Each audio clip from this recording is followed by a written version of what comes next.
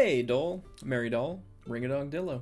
And we are back again for another episode of Rings of Power. And I'm not going to commit to this bit, but welcome back. We are officially halfway through Season 2 of Rings of Power, which is actually kind of nuts when you stop to think about it. The show literally just started. Of course, it is only 8 episodes. That's kind of what you get, but still, we've got a good chunk of it out. If you're new or returning, this is a continuation of a series I am doing with the goal of discussing every single episode of Rings of Power as it comes out each week.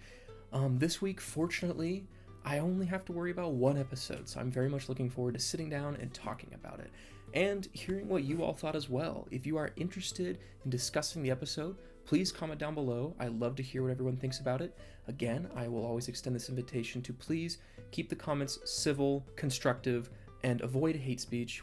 I do not condone that here on this channel. We don't traffic in needless negativity and nihilism. If you dislike the show, that is okay, but please try to be respectful with your comments. If you are interested in seeing my continued coverage of the series, feel free to subscribe, and if you want to hear some of my minor musings about the show, feel free to follow me on Twitter, which will be a link in the description, where I try to comment more frequently about the show when I'm unable to get a video out each week. But without any further ado, let's get into this week's episode. Season 2, Episode 4, Eldest. So after being gone for an episode, we finally kick back to the elves at Lindon, where they are now in the Grey Havens. We see Elrond and Galadriel are forming this expedition party that was previously talked about.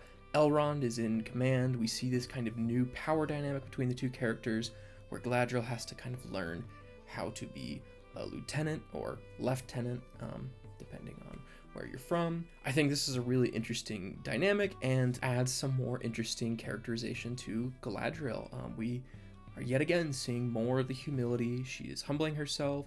She's trying to make amends. She has an arc this season. I am looking forward to seeing where it goes. But we see there is still major distrust between these two characters. It is heartbreaking from seeing how good of friends they were last season. Elrond wants nothing to do with her, so it's pretty brutal, but he at least trusts her to find another archer and 2 swordsmen or I guess swords elves, technically, to accompany them on their expedition. On their way to Eregion, they stop at a bridge, which leads them over the Brandywine River at a very large crevice.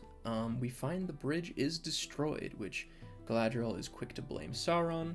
I did see some people online mention that during Sauron's, or Halbrand's appearance at Eregion, you do see some lightning flash behind him at some pretty key moments, so I wonder if this could be an indication that he did actually destroy the bridge with some form of, I don't know, evil lightning. We see Galadriel gets a vision of the Barrow-wights, and she instructs her company not to go that way because clearly it is a trap set by Sauron. Elrond is so determined not to listen to the ring that he will just do the exact opposite of whatever Galadriel suggests, which is going to get them into a bit of trouble. We then jump back to the stranger, who was also gone last episode. We see that he has weathered the sandstorm all right, and he is now in a new and strange location. There's a lot more greenery here, and we get our first introduction to Rory Kinnear as Tom Bombadil. It's revealed that the constellation that the stranger was searching for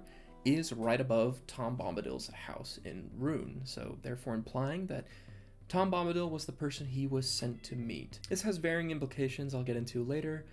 I have a lot of mixed feelings about Tom Bombadil's portrayal in this show and the episode in general. This seems to have been another slightly divisive one online. Tom Bombadil is a character that is very hard to adapt. He is, as they say, he is an anti-dramatic character.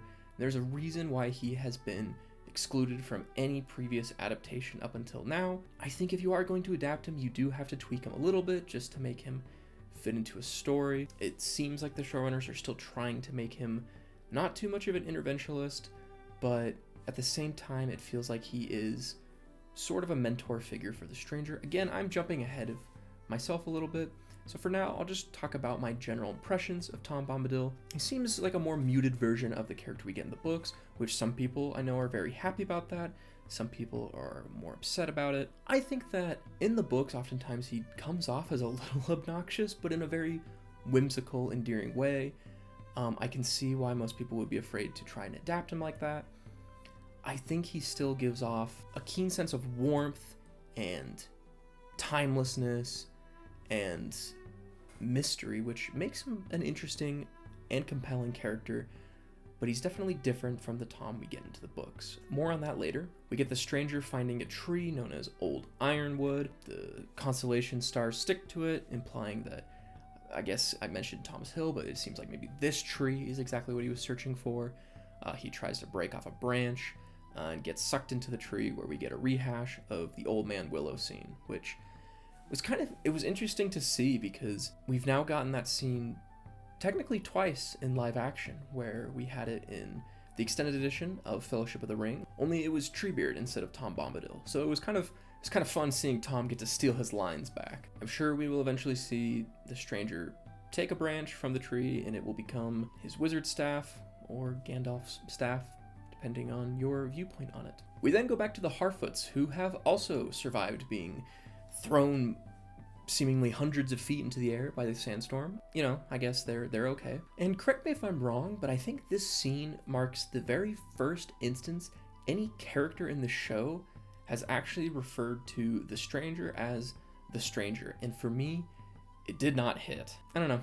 It felt a little corny to me. Nori and Poppy then meet a mysterious Stoor named Merrimack, who, if you were around online a while back, this actor there were a lot of rumors going around that he was going to play Anatar, which some people were very excited about, some people were really upset about, but I just think it's really funny seeing those theories juxtaposed to who he really ended up playing, because really there couldn't be a more different character. And we get the introduction to the Stoors. Not a whole lot to say here. It's another proto-Hobbit society.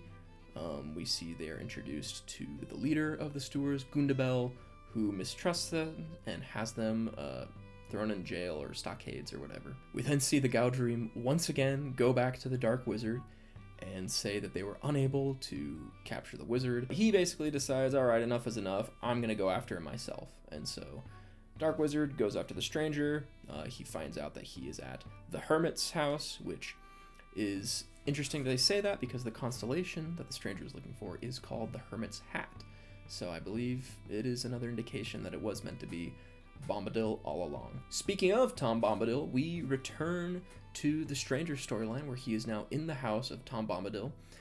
It does start off with him being rescued from the tree, but I kind of already talked about that, so I'm just going to skip over it. We get that scene where the stranger is taking a bath and you hear Goldberry's voice singing from the other room, which kind of has some mysterious implications. Not really sure what they're trying to say. I've seen some people kind of talk about the idea that, you know, Tom is kind of disconnected from the threads of reality. He's able to see and hear beyond time and space and physical distance, and so, you know, it could be just he is able to hear and sing with Goldberry no matter where he is, which he is a magical, mystical character. I guess it tracks, but it seems like an odd scene, and I wonder what they're trying to say with it. And we get the stranger talking with Tom Bombadil.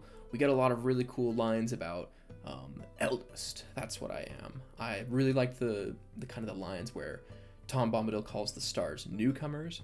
I think things like that, and they do some things like that in Fellowship of the Ring too. In fact, a lot of his lines in this episode are lifted directly from the chapters he's in Fellowship of the Ring, which I think is a really nice touch.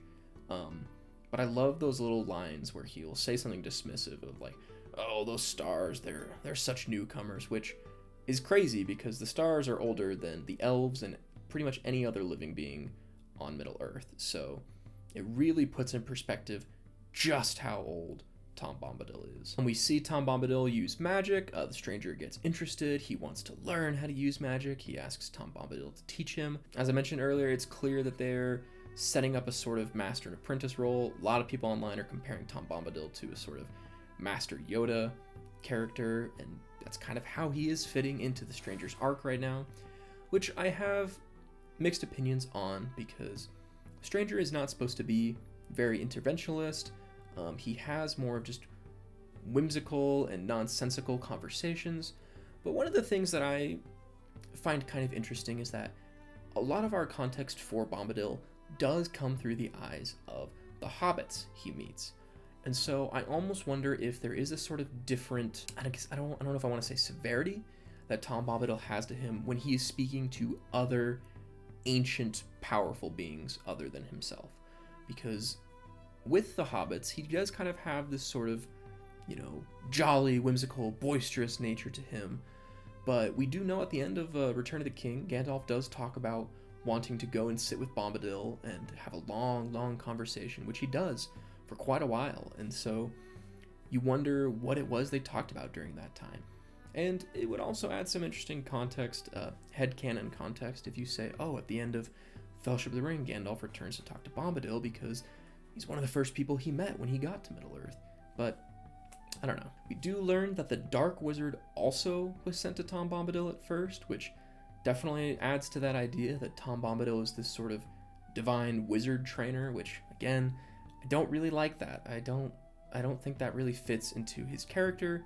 He's not meant to really be an instructor or a teacher, though he does in many ways teach people about the world. Like, I think that he could be a good instructor, but that he wouldn't necessarily see it for himself or want it for himself. Like, if you walked around with Tom Bombadil and just asked him about the world, he would just rattle off. He loves to talk, he loves to dive into things, and I do think you could learn a lot from Tom Bombadil, especially as a wizard, if you just spent time with him. Because, like he says, he always drops these hints about how old he is or the true nature of things. So there is a lot to learn from him. I can see him being a sort of teacher archetype, though I don't see him necessarily embracing that role, more of just circumstantially having it happen to him. I will say it now, if the Dark Wizard is Saruman, I think I touched on this a little bit during episode 2, I don't think there could be anything that would put me off from the show more than Saruman being the Dark Wizard.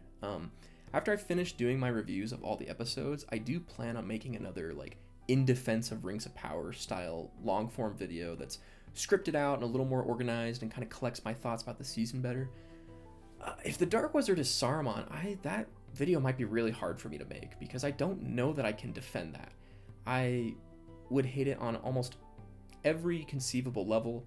I'm worried that's the direction they're pointing it towards, mostly just because it seems like they're pointing the stranger towards Gandalf, and one of the big things they keep setting up in this episode is his name. What is his name? They are not going to build up a reveal like that just for at the end of the season to be like, your name is Alatar, or Palando, or Morianthar. It's not a reveal. That's not going to hit with the audience, and the way that they are priming this is they're priming it for an audience that recognizes the name Gandalf and is going to mean something when it's said. So there's just too much evidence that it's Gandalf.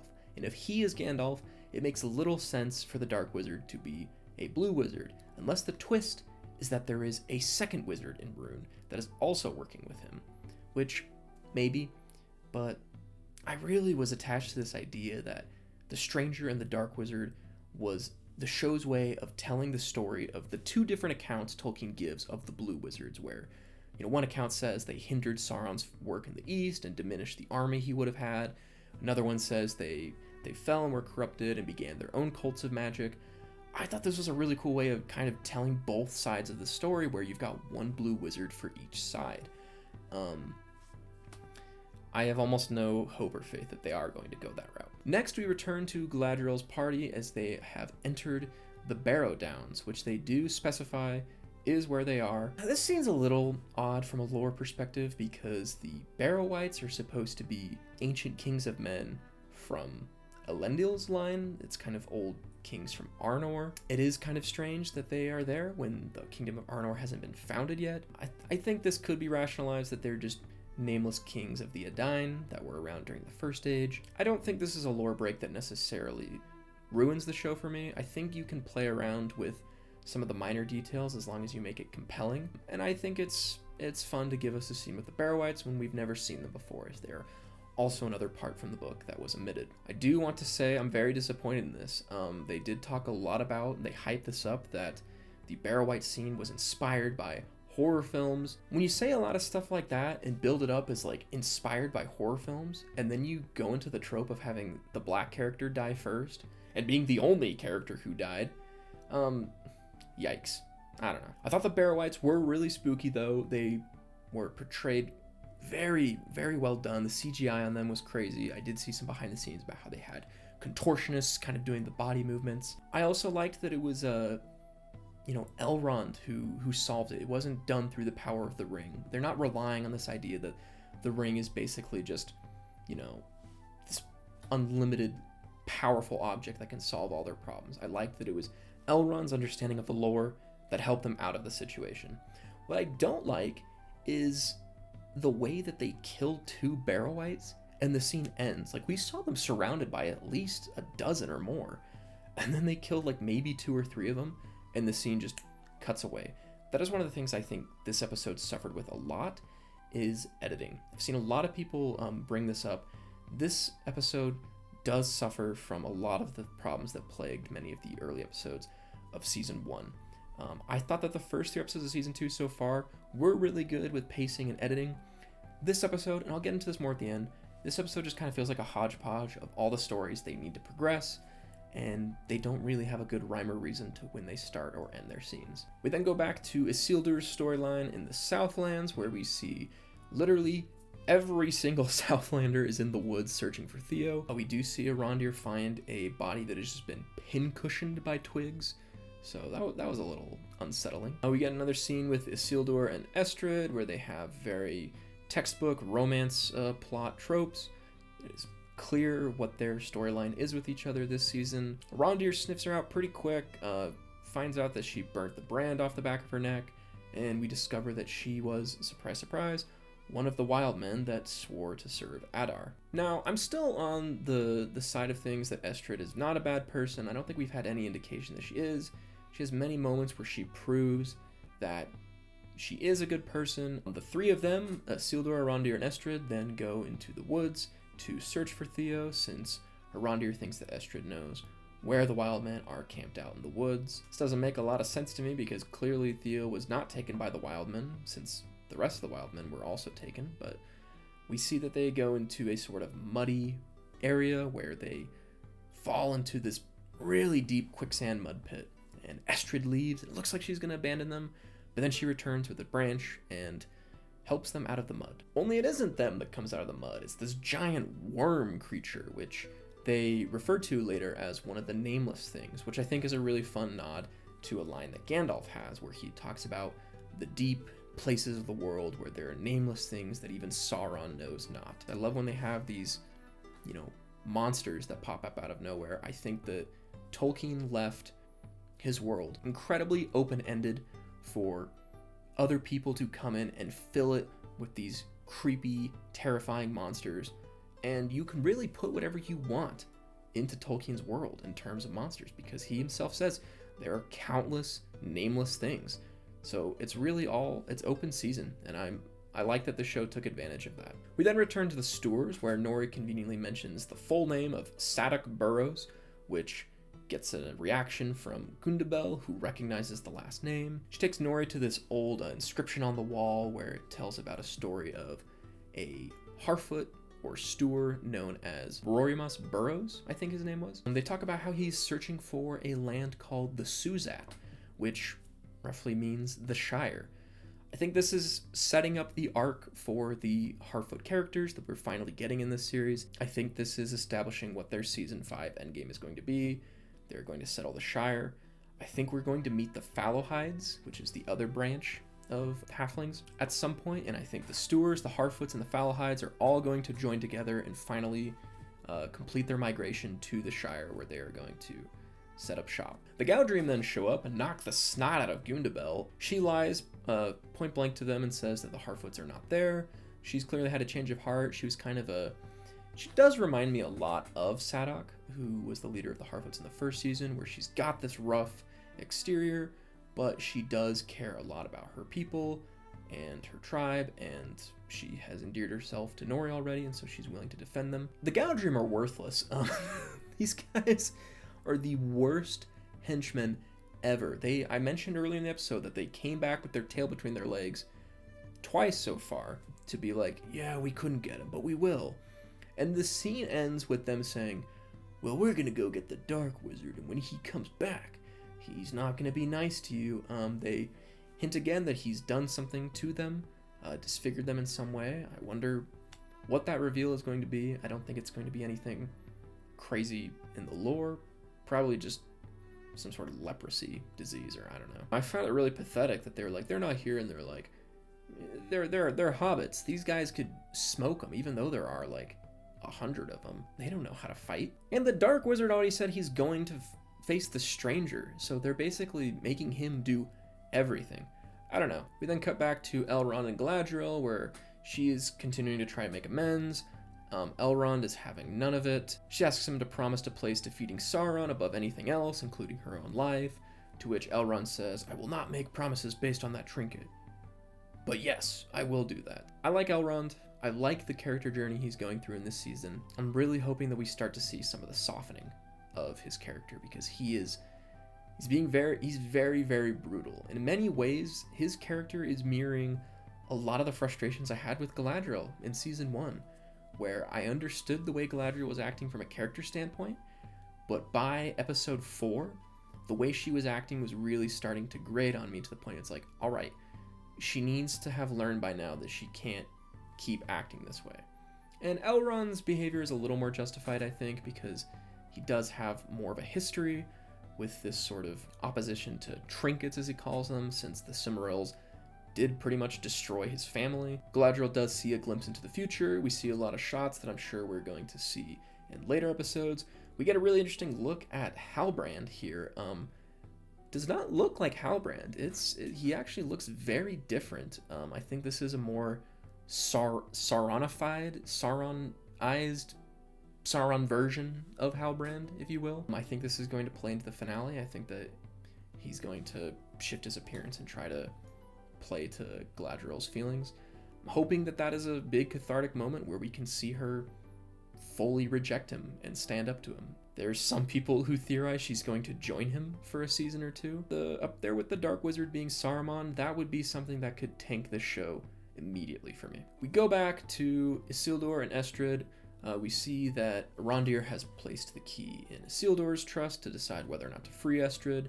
He does. We get a sort of will they, won't they kiss moment, but instead she draws a sword on him, which Arondir was prepared for because he's standing there posted up with a bow. And then we get one of the coolest parts of the episode, in my opinion. The Ents show up and knock the snot out of Estrid, which probably should have killed her, but it's a TV show. And I just want to say, I love the way these Ents look. I like the Ents in the Jackson film, but these Ents, I don't know, they just look so much more tree-ish. The way they move, the way they operate. I love that all their branches kind of work like mini arms that can kind of move around and grab things. I enjoy them a lot. It's the first time we've gotten to see an Entwife as well. Overall, I think this scene was really fun. It's very touching, very heartbreaking, very Tolkienian. We see Arondir facing some of the grief he felt from last season for having had to chop down that big tree when he was digging the trench. And he asks the Ents for forgiveness. I don't think that there's a more Tolkien scene that exists in this episode. Like, they really do play on the idea of the shepherds of the forest, the sanctity of nature. I enjoyed it a lot. Arondir also learns about the orc army, and he decides he needs to go north and track them down, figure out what they're doing. I'm sure he'll play a part in the siege of Eregion, but yeah, off he goes. He does reunite with Theo real quick before he leaves. He calls Theo the Lord of Pelargir, which I've seen some people kind of debate about. I took that more to just be a term of endearment. I don't think that Arondir actually has the authority to name Theo the Lord of Pelargir, but it also could be the fact that Bronwyn was kind of the pseudo-leader of the Southlands when Halbrand Sauron wasn't there. So I could see maybe the torch being passed from him, though I don't really know why, because it's not a bloodline thing. Their bloodline doesn't make Theo special, and I'm sure that there are other people there who are also, if not more, capable of leading. But I think it could also be a cool tease if Theo does grow up to become the Lord of Pelargir. Definitely sets him up to become a character of significance. Nazgul, Witch King, King of the Dead. You could really go many different ways. Last but not least, we see Elrond's company discovers the orc army. We got that cool map shot where it shows them kind of tearing a path all the way up to Eregion. Galadriel willingly sacrifices the ring to create a distraction so the elves can escape.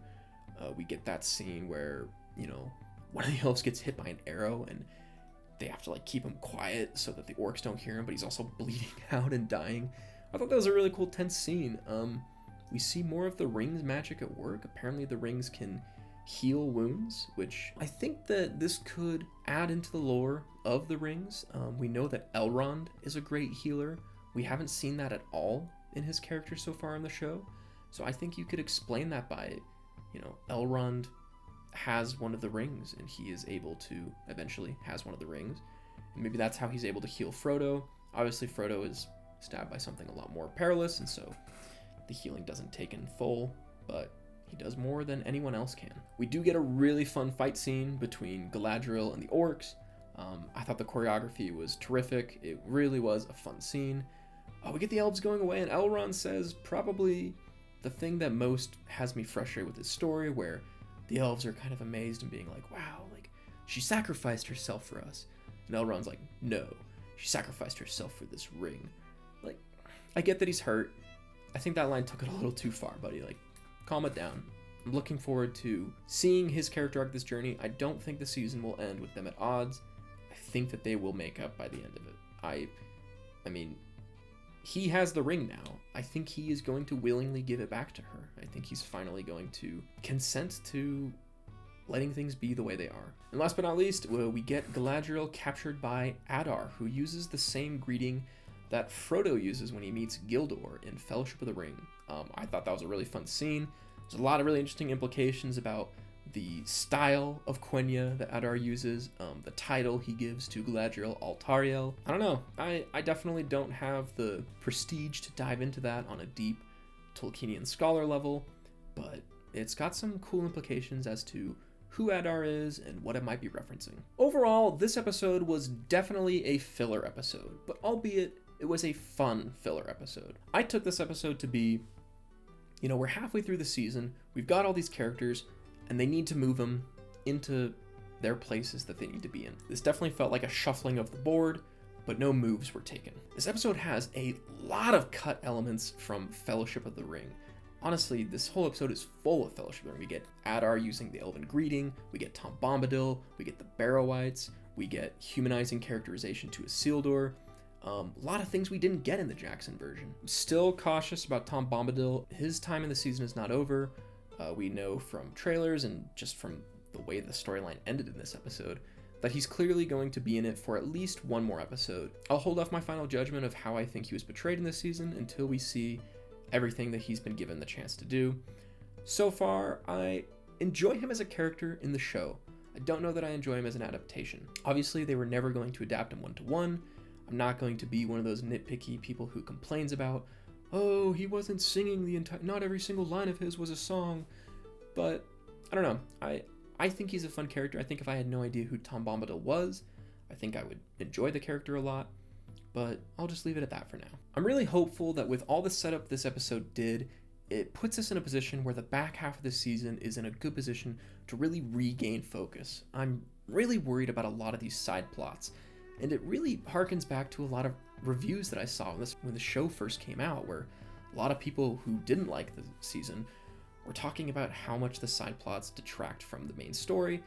I think they have a point. I think that the show really suffers from taking away time from the key element of the season, which needs to be Celebrimbor and Anatar. We still have half a season to go, so I can't make final judgment because they could definitely just fill the back half with tons of that content. But I did see an account on Twitter, Daily Rings of Power. Go check them out. They've got an amazing podcast. They've got a lot of really good insights about the show as well.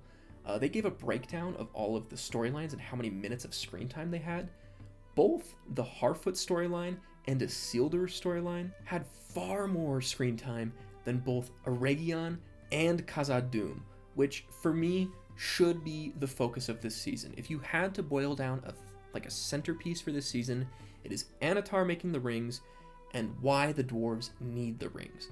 That should be the focus. So far, it has felt like a side note, and we are closely approaching the Siege of Eregion. Mild spoilers, but the showrunners have said the siege starts in episode 6, meaning we only have one more episode before the siege begins. So one more chance for Celebrimbor to meet up with Narvi, form that friendship that is so integral in the books and the stories, have them forge the doors of Durin, and also just endear the dwarves to the elves. We do know in the lore that the dwarves are supposed to show up and help the elves during the siege of Eregion.